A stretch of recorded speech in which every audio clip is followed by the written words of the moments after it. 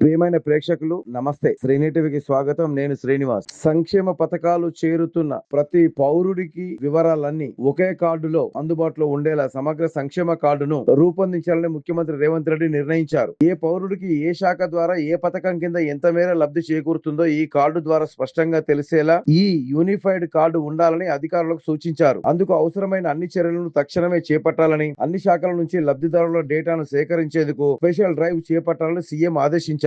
Unified కార్డుతో రాష్ట్రంలోని ప్రతి పౌరుడు పూర్తి సంక్షేమ ప్రొఫైల్ ఒకే చోట అందుబాటులోకి రావడంతో ఈ డేటాను అన్ని కోణాల్లో ఏఐ సహాయంతో విశ్లేషిస్తే సంక్షేమ పథకాల అమలులో పారదర్శకత పెరుగుతుందన్నారు. యూనిఫైడ్ కార్డుతో నిజమైన లబ్ధిదారులకు పథకాలు మరింత ఖచ్చితంగా చేరుతాయని, అదే సమయంలో అనర్హులను గుర్తించడం సులభతరం అవుతుందని సీఎం అభిప్రాయపడ్డారు. ప్రతి శాఖ వేరువేరుగా కార్డులు ఇచ్చే పద్ధతికి స్వస్తి పలికి ఐటీ శాఖ ఆధ్వర్యంలో ఈ యూనిఫైడ్ కార్డు ఉండాలని టెక్నాలజీపై పట్టున్న చురుకైన యువ అధికారులను ఈ ప్రక్రియ కోసం వినియోగించాలన్నారు. ఆరోగ్యశ్రీ, ముఖ్యమంత్రి సహాయ నిధి, ఫీజు రియంబర్స్మెంట్, కార్మిక శాఖ, విద్యాశాఖ, బీమా పథకాలు వివరాలన్నింటినీ యూనిఫైడ్ ఒకే కార్డు ద్వారా ఉండాలన్నారు. అవసరాన్ని బట్టి ఆధార్ నెంబర్ తరహాలో రాష్ట్ర స్థాయిలో ప్రత్యేక యూనిక్ ఐడెంటిటీ నెంబర్ వచ్చే విధంగా ఆలోచించాలన్నారు. ఇటీవల ప్రభుత్వం నిర్వహించిన సమగ్ర సామాజిక, ఆర్థిక, విద్యా, ఉపాధి, రాజకీయ, కుల సర్వే వివరాలను ఈ కార్డుకు అనుసంధానం చేయాలన్నారు. లబ్ధిదారుల వివరాలతో పాటు వివిధ శాఖల్లో పనిచేస్తున్న కాంట్రాక్టు, అవుట్సోర్సింగ్ ఉద్యోగుల సంఖ్య,